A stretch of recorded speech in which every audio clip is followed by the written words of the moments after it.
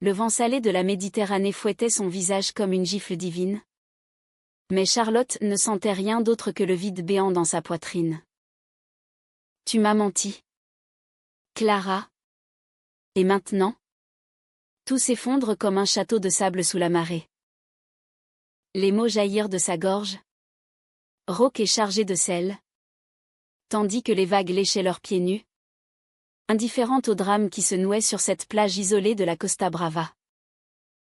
Derrière elle, l'ombre d'Antoine, l'ami fidèle de son père, se dessinait contre le soleil couchant, un fantôme du passé qui avait franchi la ligne invisible, transformant un secret en tempête. Charlotte avait toujours su que la vie en Espagne, cette terre de passion enflammée et de silence lourd, n'était pas faite pour les demi-mesures. Née à Barcelone d'un père français exilé et d'une mère catalane disparue trop tôt, elle avait grandi entre les ruelles labyrinthiques du Bari gothique et les plages infinies de la Costa Brava, où l'azur de la mer se fondait avec le bleu indélébile de ses yeux. À 25 ans, elle était cette jeune femme aux contours affirmés, sculptée par les embruns et les lectures voraces de Proust et de Sagan, dont les rêves lesbiens hauts. Ses amours interdites dans l'ombre des oliveraies restaient confinées à des carnets intimes jaunis par le sel. Son père, Henri, un ancien professeur de littérature parisien, avait fui la France après la mort de sa femme, emportant avec lui non seulement ses valises remplies de livres, mais aussi son ami d'enfance, Antoine. Ce dernier, un architecte hétérosexuel pur jus, avec sa moustache impeccablement taillée et son accent du sud-ouest qui roulait comme un vin rouge corsé, était devenu le pilier de leur petite famille recomposée. Antoine, le confident, le tonton d'emprunt, celui qui réparait les tuiles du toit de leur masse provençale reconvertie en Espagne et qui, les soirs d'été, contait des anecdotes sur les caves de Bordeaux tout en sirotant un vermut. Mais ce jour-là, sur la plage de Tossa de Mar, tout avait basculé. Charlotte marchait d'un pas mécanique, les sandales à la main, le sable chaud brûlant la plante de ses pieds comme un rappel cruel de la terre qu'il avait vue naître. Clara l'avait appelée, sa voix au téléphone tremblante comme une feuille d'eucalyptus dans la tramontane. « Viens, chérie.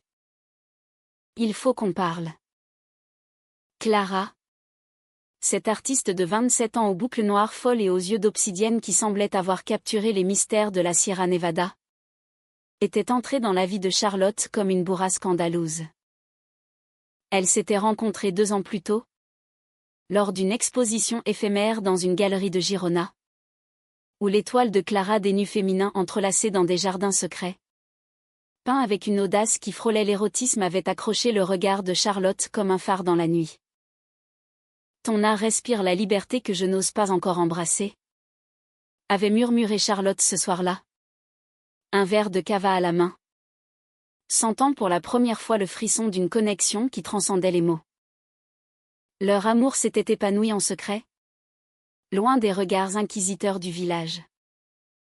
Des nuits volées dans la petite maison de Clara, perchée sur les falaises, où les corps se mêlaient sous des draps de lin froissés, où les rires étouffés se transformaient en soupirs profonds, imprégnés de l'odeur de jasmin et de peinture à l'huile. Charlotte, qui travaillait comme guide touristique pour des groupes d'Américains égarés dans les ruines romaines des Empuries, trouvait en Clara un refuge contre la monotonie de son existence. Clara, avec ses 27 ans d'errance entre Madrid et Valence, ses cicatrices invisibles d'un coming-out familial explosif, offrait à Charlotte un miroir où elle pouvait enfin se voir entière, une femme aimant les femmes, sans phare ni compromis. Elle parlait pendant des heures de Simone de Beauvoir, de l'existentialisme qui justifiait leur choix, et de comment, en Espagne post-franquiste, l'amour lesbien restait une fleur fragile dans un jardin aride. Pourtant, Antoine avait toujours plané autour d'elle comme un aigle bienveillant.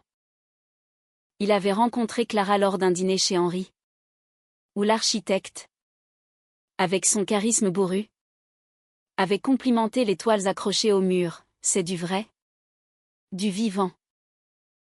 Pas comme ces trucs abstraits qu'on voit à Paris. Clara avait ri. Un rire cristallin qui avait fait rougir Charlotte sous la table. Antoine, hétéro jusqu'à la moelle, marié 2 fois. Divorcé 2 fois. Avec une ribambelle d'aventures galantes à son actif, voyait en Clara une muse bohème. Une étincelle dans la routine de ses chantiers côtiers. Il l'avait aidé à rénover son atelier, passant des après-midi à marteler des clous sous le soleil implacable, racontant des blagues salaces qui faisaient rougir les joues hâlées de Clara. Il est comme un oncle pour moi, avait dit Charlotte à Clara un soir, levée contre son épaule, ignorant que ces mots semaient déjà les graines d'un malentendu. Ce jour-là, cependant, la plage n'était plus un sanctuaire. Charlotte arriva, le cœur battant la chamade, pour trouver Clara assise sur un rocher moussu, les genoux repliés contre la poitrine, son châle andalou flottant comme une cape de torero vaincu. « Qu'est-ce qui se passe » demanda Charlotte, s'agenouillant dans le sable, ses mains cherchant celles de Clara, froide et tremblante. Clara leva les yeux, ses yeux qui avaient su lire en elle comme dans un roman de Marguerite Duras, et murmura, « Antoine. Il m'a dit des choses. Des choses qu'il n'aurait pas dû. » Le monde de Charlotte se fissura à cet instant, comme une oliveraie ravagée par la sécheresse. Antoine, l'ami de son père, cet homme qu'elle avait vu comme un rempart contre la solitude, avait-il osé? Les mots de Clara tombèrent comme des pierres. Il est venu à l'atelier hier soir. Il avait bu. Il a parlé de toi. De nous. Et puis, il m'a embrassée. Sur la bouche. Comme si c'était normal. Le choc fut viscéral. Charlotte recula. Le sable collant à sa peau moite. Une nausée montant en elle. Antoine, hétéro, marié à des fantômes du passé, avait franchi la limite. Pas par violence. Non, il n'était pas ce genre d'homme. Mais par une possessivité maladroite. Un désir refoulé pour cette idylle qu'il ne comprenait pas. Qu'il voulait peut-être s'approprier. Il dit que c'est pour ton bien. Que tu mérites un homme stable. Pas cette bohème. Clara pleurait maintenant. Des larmes salées se mêlant au sel de la mer. Charlotte sentit la rage monter. Un feu catalan qui consumait tout. Elle se releva d'un bond. Criant dans le vent, « Je vais le confronter. » Mais Clara la retint. Ses doigts comme des serres, « Attends. Il y a plus. Il sait pour nous depuis le début. Et il l'a dit à ton père. » Le soleil se couchait, peignant le ciel en sang, et Charlotte comprit que la tempête n'était que le début. Son père. Henri. Cet homme aux lunettes cerclées d'or et au cœur encore veuf. Saurait-il accepter? Et Antoine? Ce traître involontaire? Paierait-il pour son geste inattendu? La nuit tomba sur la Costa Brava, enveloppant les 2 amantes dans un manteau d'ombre, tandis que les vagues murmuraient des promesses de rédemption ou de ruine. Henri rentra ce soir-là d'un voyage à Figueres, où il avait visité les dalisiennes tours de Gala, son esprit encore imprégné de surréalisme. La maison, un mas du XVIIIe siècle aux murs ocre et aux volets bleus, sentait le thym et le pain grillé. Charlotte l'attendait dans la cuisine, les mains crispées sur une tasse de thé froid. Clara à ses côtés, silencieuse comme une Madone de Murillo. « Papa, il faut qu'on parle, » dit-elle d'une voix qui se voulait ferme, mais qui trahissait la fêlure. Henri posa son chapeau de feutre. Ses yeux myopes plissaient derrière ses verres. « Qu'y a-t-il ? Ma fille ? Tu as l'air d'une tempête en bouteille. Les mots sortirent en cascade, l'amour pour Clara. Ces 2 ans de joie clandestine. Et maintenant? La trahison d'Antoine. Henri écouta. Immobile. Son visage passant du choc à une pâleur de parchemin ancien. Antoine? Mon Antoine? Il s'interrompit. La gorge nouée. Charlotte hocha la tête. Les larmes coulant librement, il a essayé de s'immiscer. Papa. Comme si notre amour n'était qu'un caprice. La nuit fut longue. Henri arpenta le jardin. Sous les étoiles qui scintillaient comme des yeux accusateurs. Tandis que Charlotte et Clara se blottissaient dans la chambre d'amis. Leur corps tremblant cherchant réconfort dans l'étreinte. Je t'aime. Malgré tout. Murmura Clara. Ses lèvres effleurant la tempe de Charlotte. Mais le doute s'était insinué. Venimeux comme un scorpion des Baléares. Le lendemain. Antoine arriva. Son pick-up chargé de matériaux pour un nouveau chantier. Ignorant la mine funèbre de ses hôtes. Salut la compagnie, lança-t-il de sa voix tonitruante. Mais son sourire s'effaça devant le regard d'acier de Charlotte. Dehors? Dit-elle simplement. Pointant la porte. Antoine blêmit. Compris. Écoute. Petite. C'était une erreur. J'ai bu. Et. Clara est si vive? Si. Tais-toi. Explosa Henri. Surgissant de l'ombre comme un fantôme vengeur. Pour la première fois. L'ami d'enfance vit la faille, leur amitié. Forgée dans les tranchées de la vie. Craquelait sous le poids d'un geste maladroit. Antoine s'effondra sur une chaise. Les mains tremblantes. Henri. Je ne voulais pas. C'est juste que je vous vois comme ma famille. Et Charlotte? Elle mérite. Elle mérite l'amour qu'elle choisit. Coupa Clara. Sa voix un mélange de fureur et de pitié. La confrontation s'étira.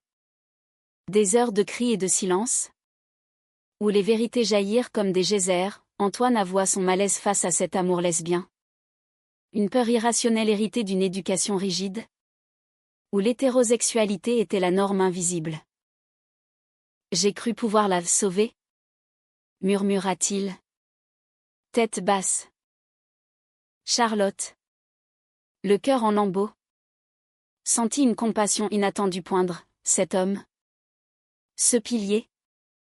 N'était qu'un mortel faillible. Piégé dans ses propres limites. Pourtant. Le mal était fait. Henri.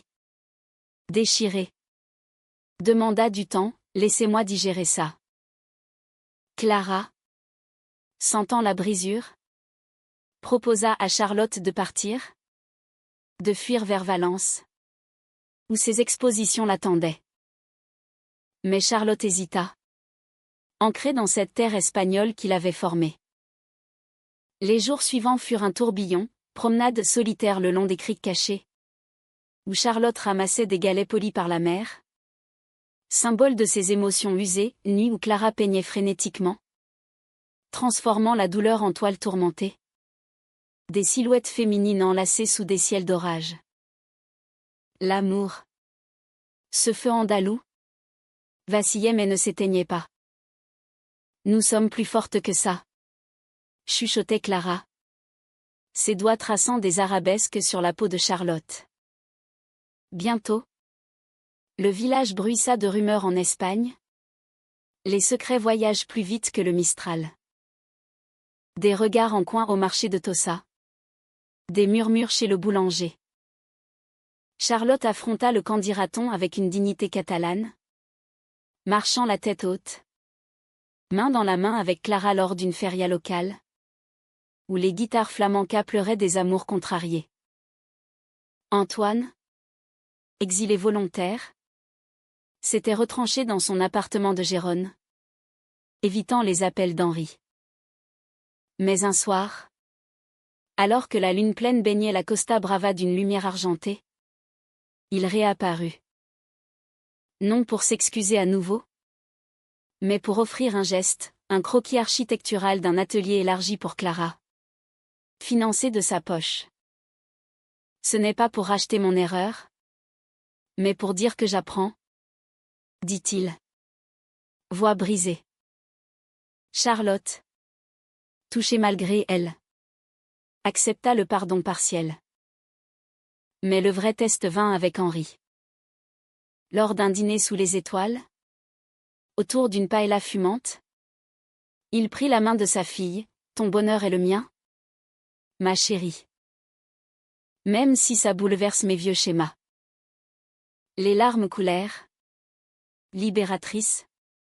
Et pour la première fois, la famille s'ouvrit comme une fleur de nopal, épineuse mais résiliente. Pourtant, la paix était fragile, tissée de fils d'araignée dans le vent côtier.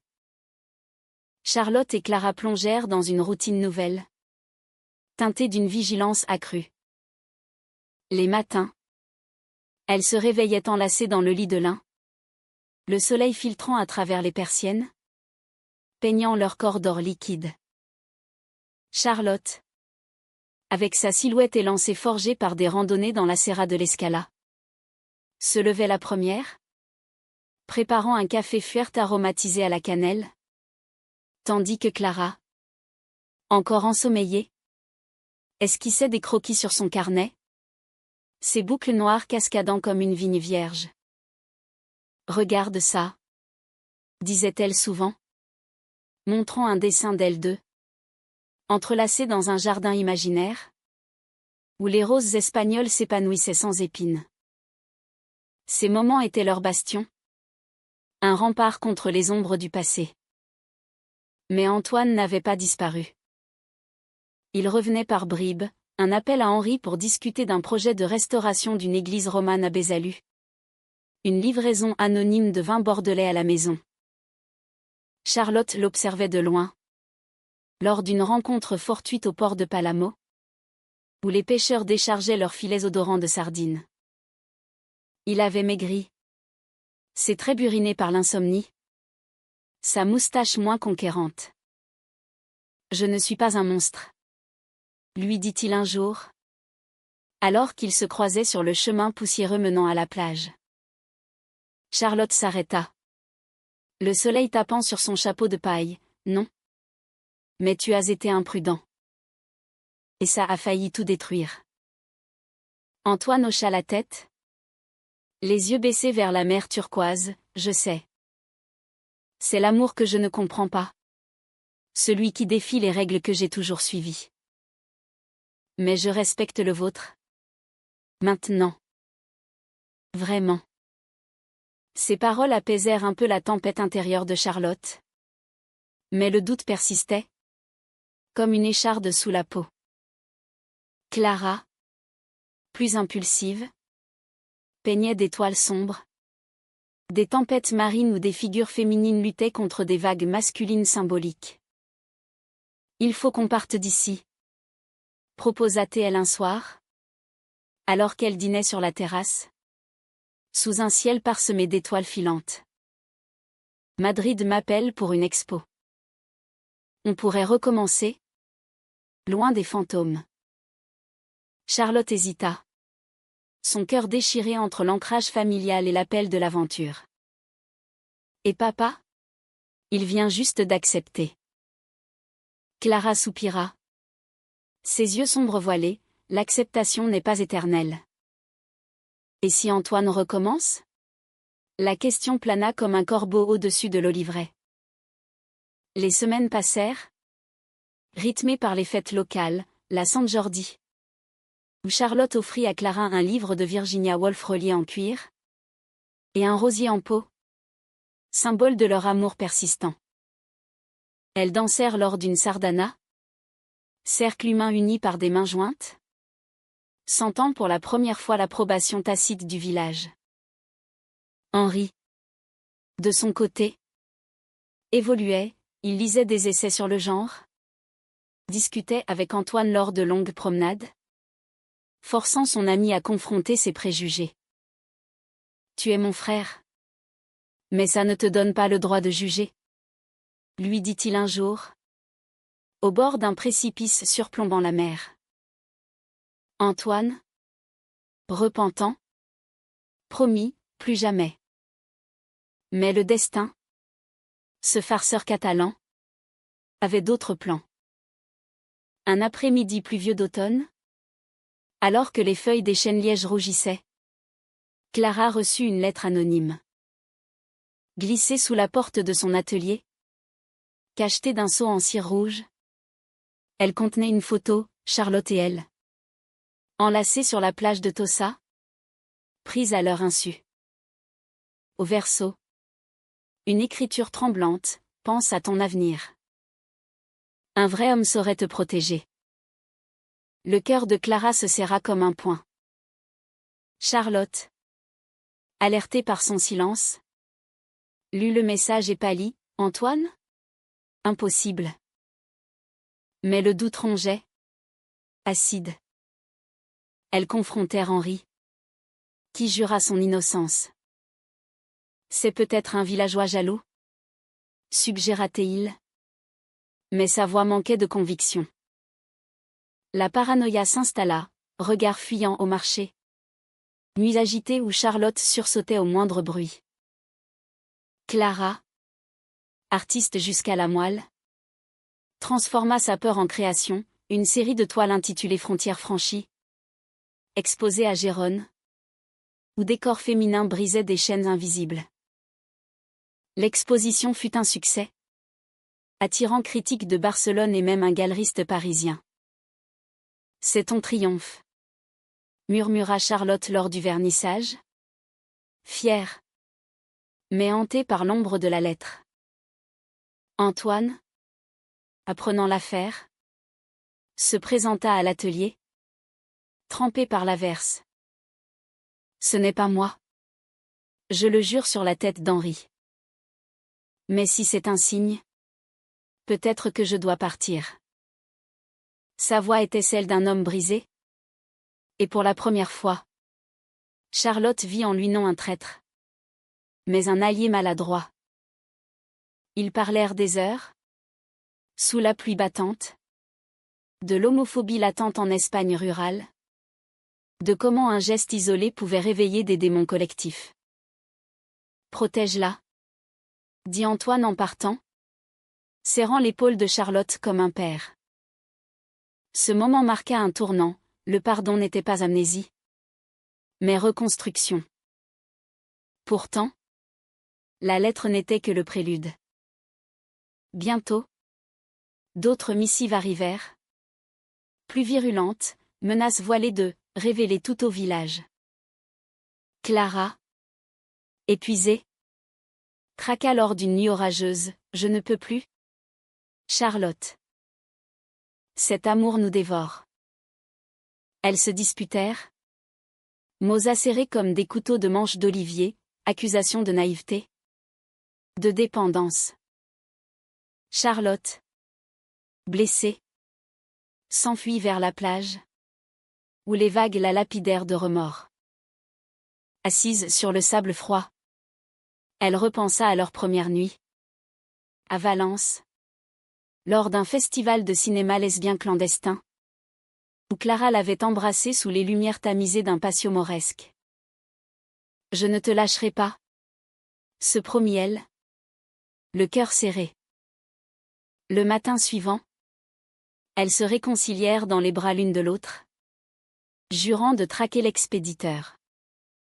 Avec l'aide d'Henri, qui contacta un ami avocat à Barcelone, elles remontèrent à la source, un ancien amant de Clara, un macho de Valence aigri par le rejet, qui avait appris leur idylle par des ragots. La confrontation fut brève, légale, une mise en demeure, et le silence retomba. Mais l'incident avait forgé leur lien, comme l'acier dans le feu. Antoine, distant mais présent, Offrit son soutien discret, des conseils pour renforcer la sécurité de l'atelier. Une oreille pour Henri. L'hiver s'installa. Doux sur la Costa Brava. Avec des pluies fines qui lavaient les péchés. Charlotte et Clara planifièrent un voyage à Paris. Ville des Lumières et des amours libres. Pour l'expo de Clara au Marais. On recommencera là-bas. Si tu veux. Proposa Charlotte. Clara sourit. Ses yeux pétillants, non. Ici. C'est notre terre. Henri. Apaisé.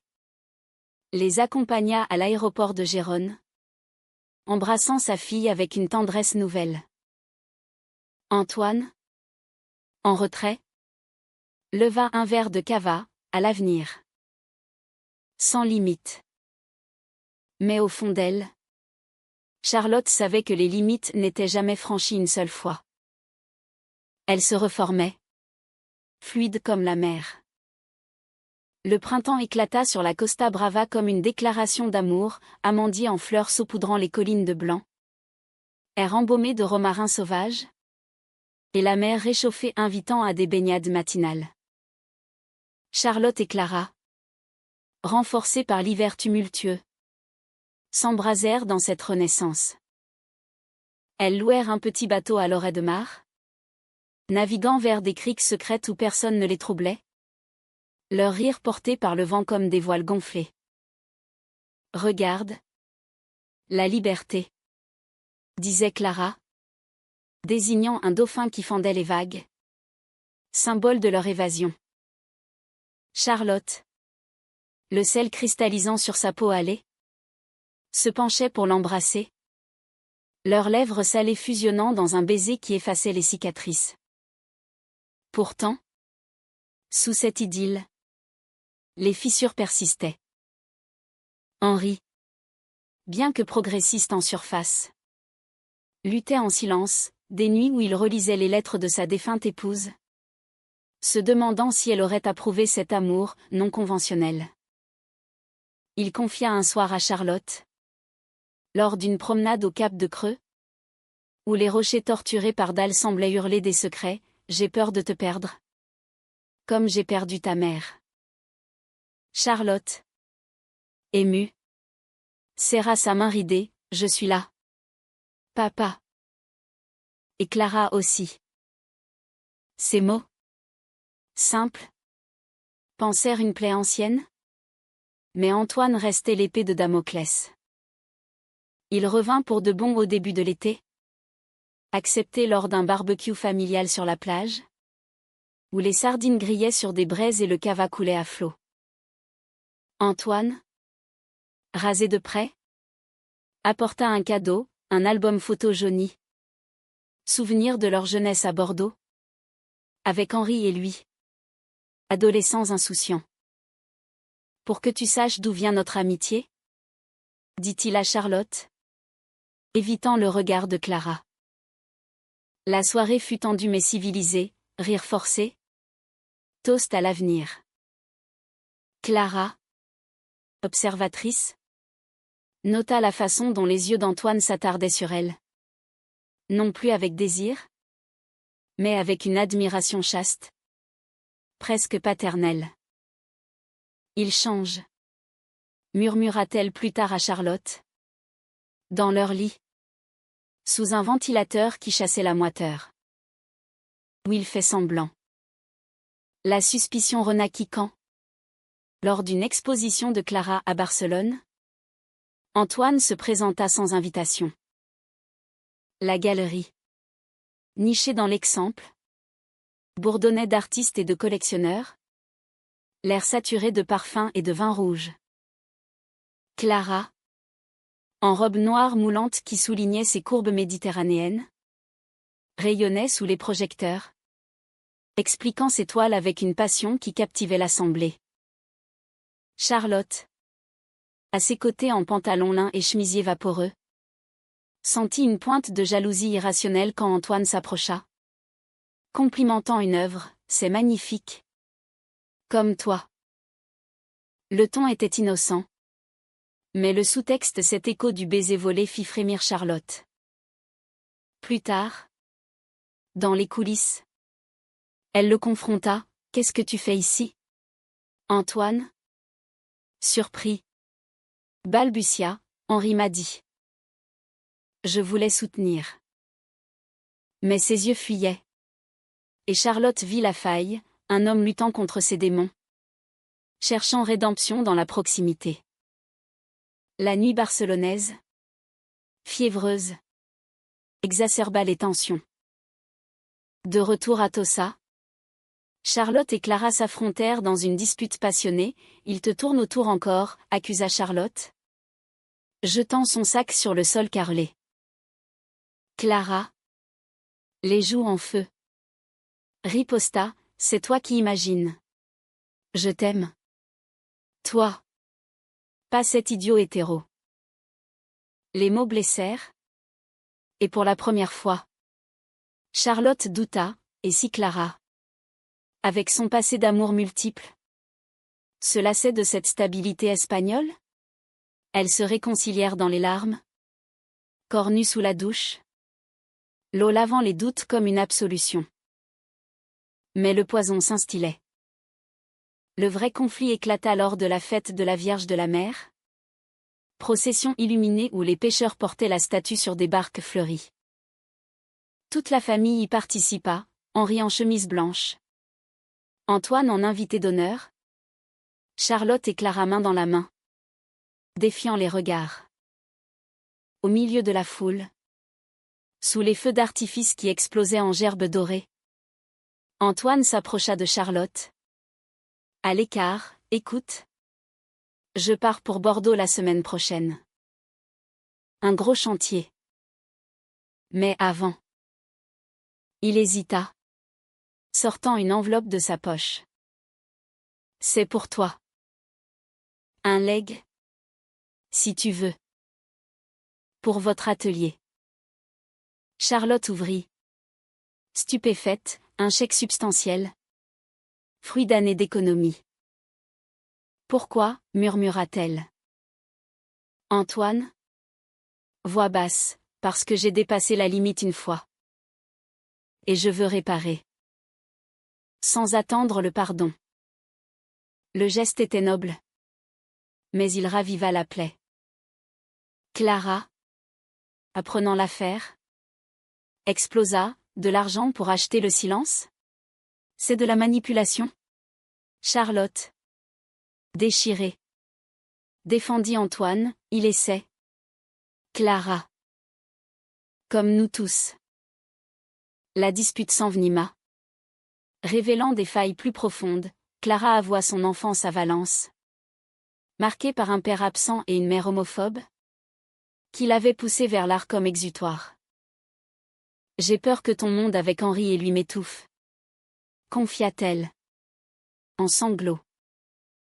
Charlotte, à son tour, parla de sa mère disparue, de la solitude qui l'avait rendue accro à la stabilité familiale. « Tu es ma famille maintenant ?» assura-t-elle. Mais les mots sonnaient creux. Henri, sentant la tourmente, organisa une confrontation familiale dans le mas, sous le regard impassible des portraits ancestraux. Antoine arriva. Résolu, « J'ai merdé. Et je pars pour de bon. Si ça vous aide. Mais sachez que je vous aime. Tous. Même si mon amour a été maladroit. » Les larmes coulèrent, Henri serra son ami dans une étreinte d'ours. Charlotte murmura un « merci » hésitant. Et Clara, magnanime, posa une main sur son épaule. « Apprends. Et reviens quand tu auras compris. » Ce moment, cathartique, c'est là un pacte fragile, l'amitié survivrait, mais transformée. Pourtant, le départ d'Antoine libéra un vide. Charlotte et Clara partirent pour un week-end à Cadaqués, village d'Alignien aux maisons blanches blotties contre la mer. Là, sous un ciel étoilé, elles renouvelèrent leurs vœux informels. « À nous, contre vent et marée. L'amour, ce feu lent, se raviva. Plus profond, imprégné de cicatrices qui le rendaient authentique. Mais au retour, une nouvelle ombre, Henri, pâle lors du dîner, annonça une rechute de son cœur fragile.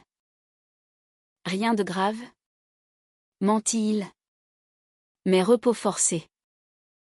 Charlotte, inquiète, veilla sur lui. Déléguant à Clara l'atelier. La routine s'inversa. Et la tension remonta, Clara se sentait mise à l'écart. La belle-fille de seconde zone. Le climax arriva par une nuit douce étouffante. Orage menaçant. Antoine, depuis Bordeaux, envoya un message, une photo d'un chantier achevé. Avec un mot, pour vous rappeler que les limites se reconstruisent. Clara le vit. Et quelque chose céda. Il est partout, cria-t-elle, jetant le téléphone. Charlotte, épuisée, riposta, et toi? Tu doutes de tout. La dispute culmina en aveu, Clara avoua une attirance passagère pour une galeriste parisienne lors de l'expo. Rien de concret. Mais Charlotte, trahie, s'effondra, après tout ça? La trahison, cette fois, n'était pas physique, mais émotionnelle? Un miroir du geste d'Antoine. Elles passèrent la nuit séparées. Charlotte sur la plage.